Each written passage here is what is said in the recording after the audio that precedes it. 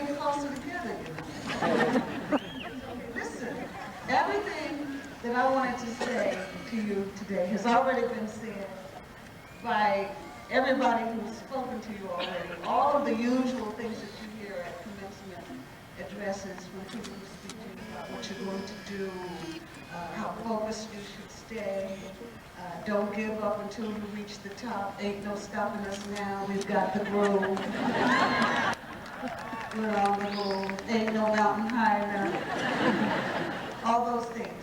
But I am also a former teacher, and I loved the fact that I had a choice when I went to college. I wanted to major in psychology, but I couldn't quite get up for that.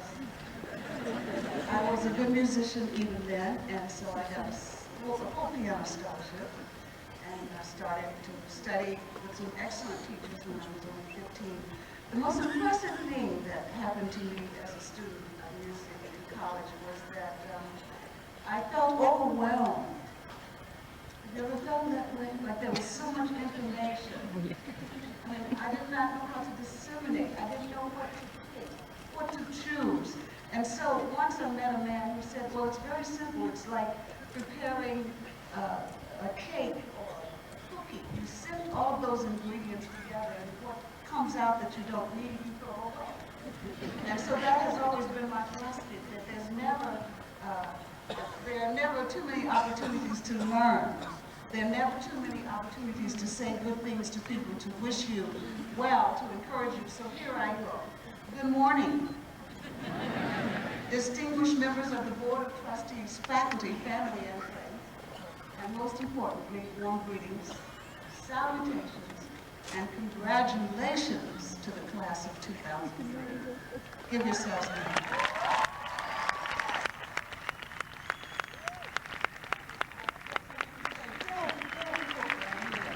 I know it's coming. It is a distinct honor and pleasure for me to be here today as a special time of transition for you. As you are moving out into the world beyond this campus, you are all here upon the brink of change and a new threshold. As a former teacher of both music and English, it is a thrilling and refreshing experience for me to take a break from my typical performance and entertainment-related activities. I was in the recording studio yesterday until about 1 in the afternoon and until about 4 in the morning the night before. To be able to stand behind this podium on stage and address a crowd of young, expectant, and excited hearts and minds. I would imagine many of you are experiencing the stresses and concerns about what's going to happen next. You're probably wondering how to find the answers to many questions out there about the so-called real world, a la MTV, and what your role in it should be.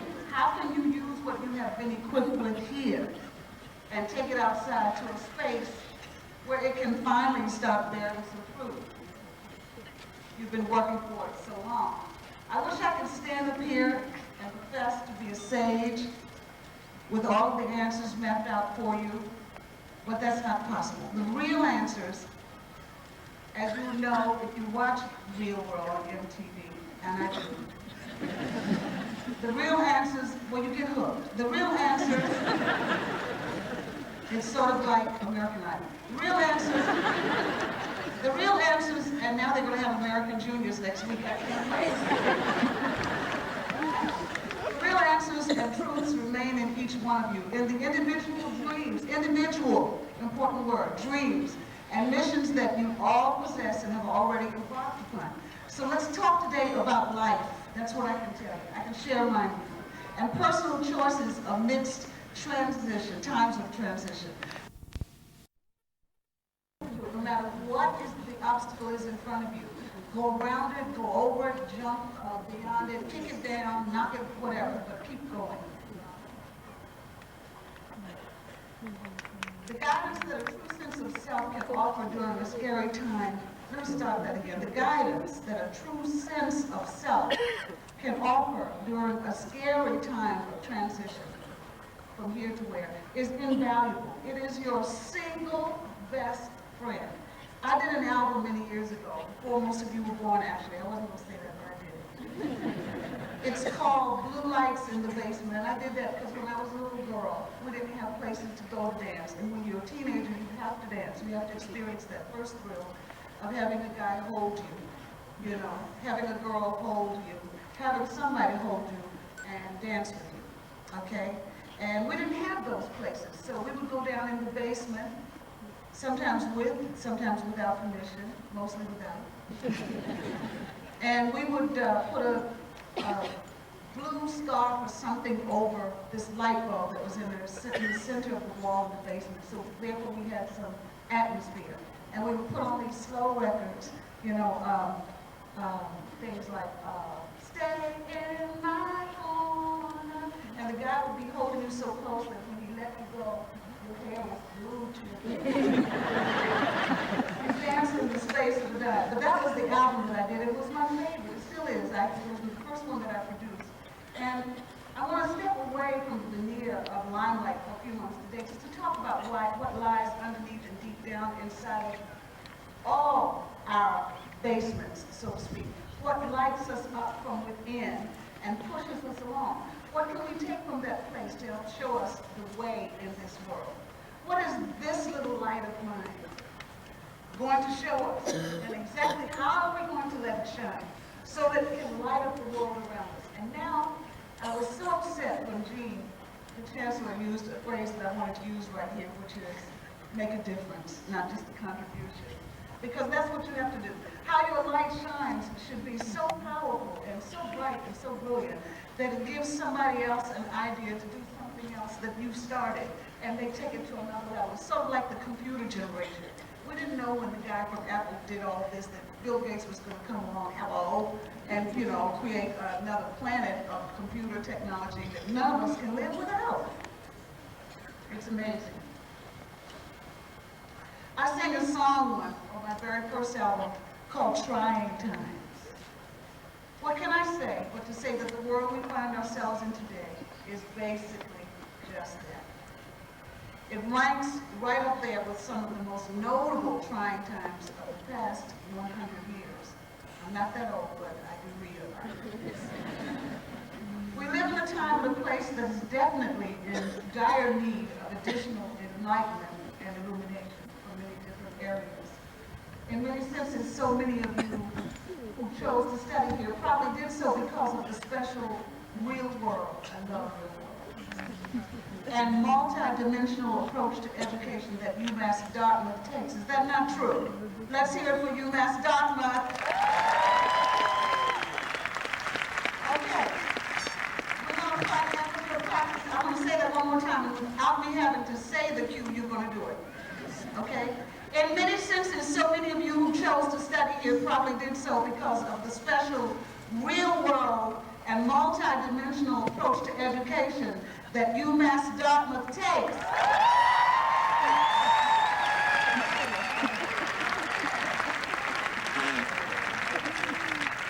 That puts you at least that much further ahead, especially with the current state of our economy and an uncertain and seemingly dwindling job market. Most of you, with the possible exception of those in the School of Nursing,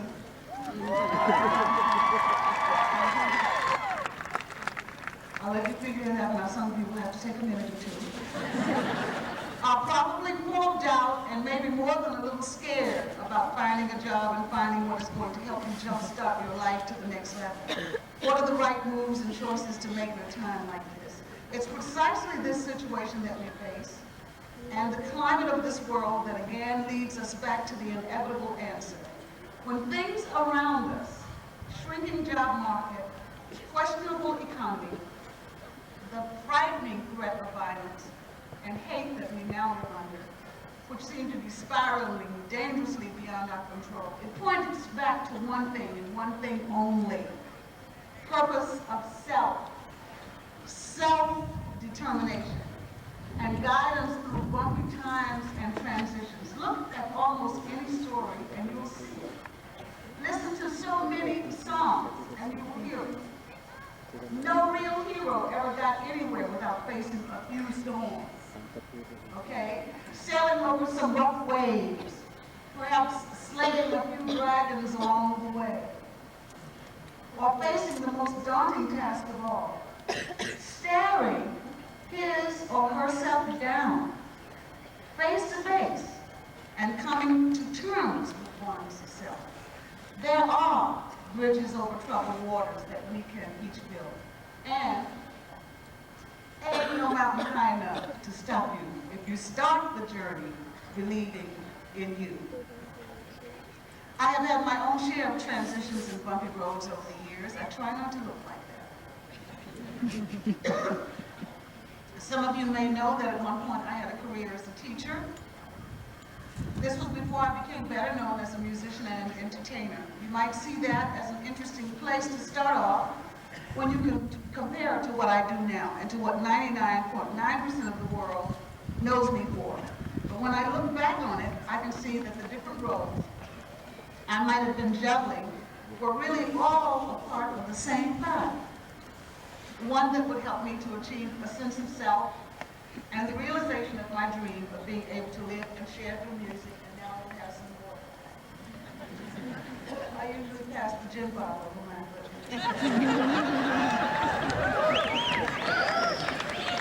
Some of you don't know that I'm a comedian as well. I haven't had a drink since I graduated from school and joined the sorority at the same time. And you know, when you join a sorority, you're required to drink and do students. When I graduated Howard University and was about to embark into the real world beat me to the punch. It came knocking at my door first in a very real and sudden way.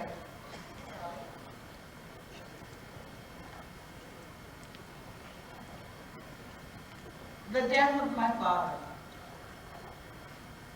an Army veteran, a draftsman in the government, poorly paid. I think he made less than $5 a year. But it put me into an immediate position of having to focus on supporting my own way, myself, 100%.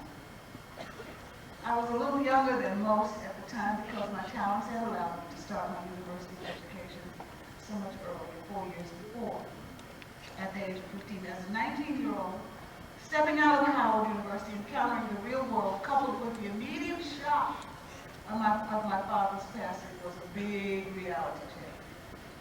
I had to face the reality of the trying times around me, and they weren't just limited to my personal and family situation. I had not planned to teach. I wanted to be a concert pianist. I had a full scholarship, 4-year scholarship as a piano major.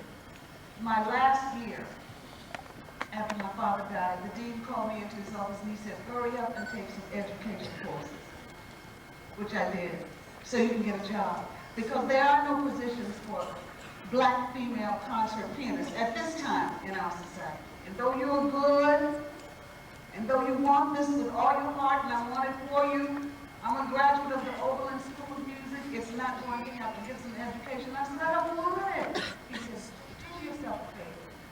Best advice I ever listened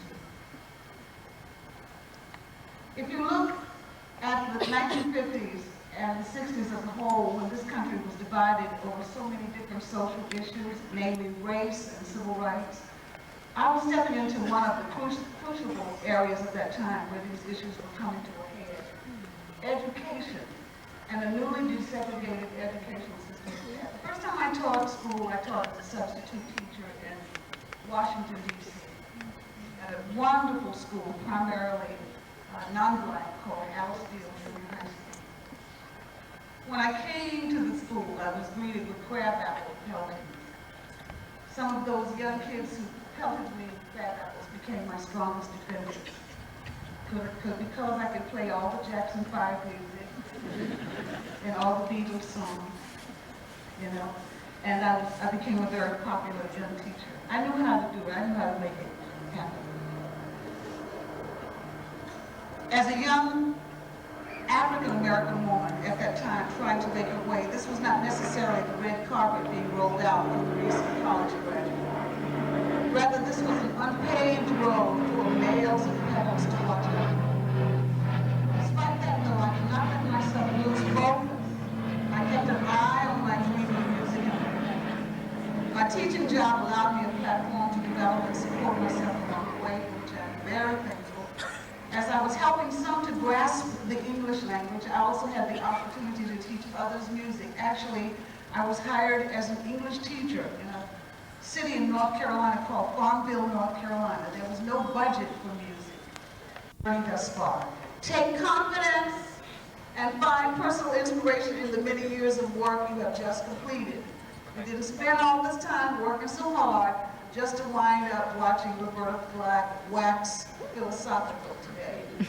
You did it because of a choice you made, one of commitment to yourself. Take some time to pat yourself on the back.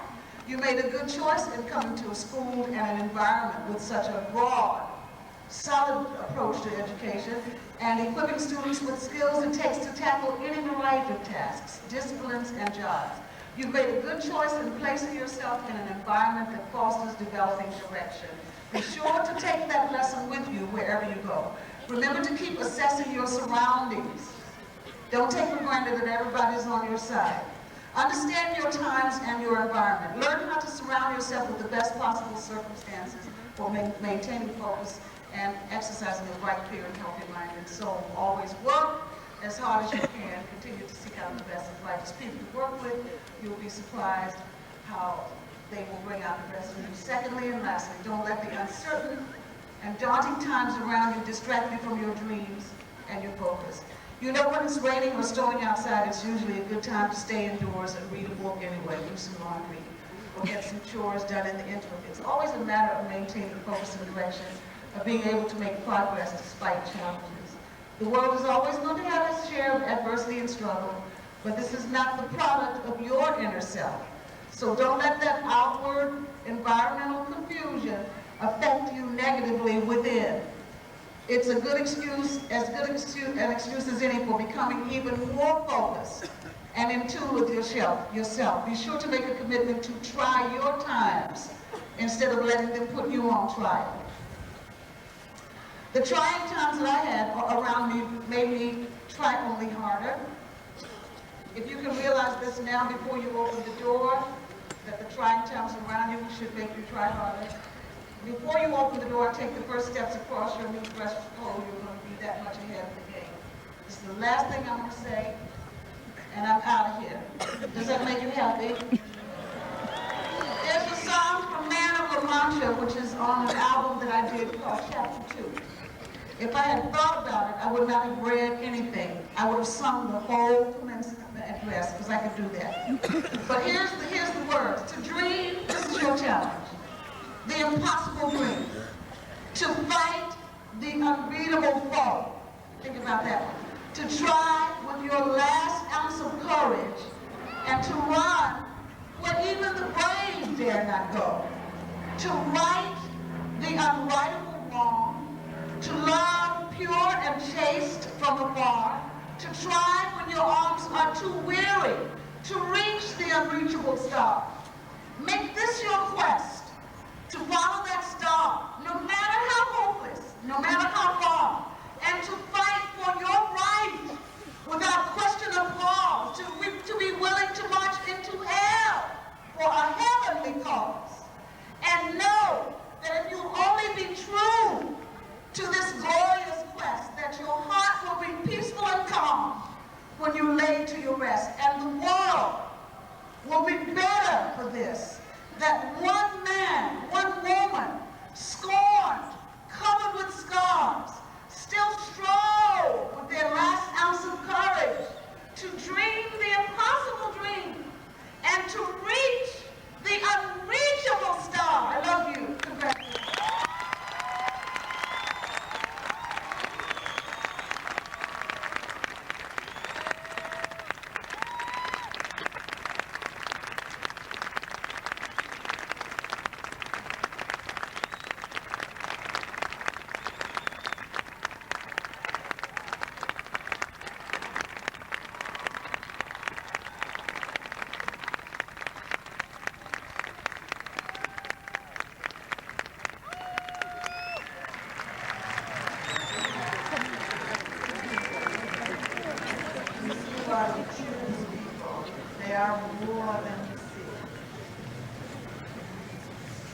Now comes the moment that you are ready.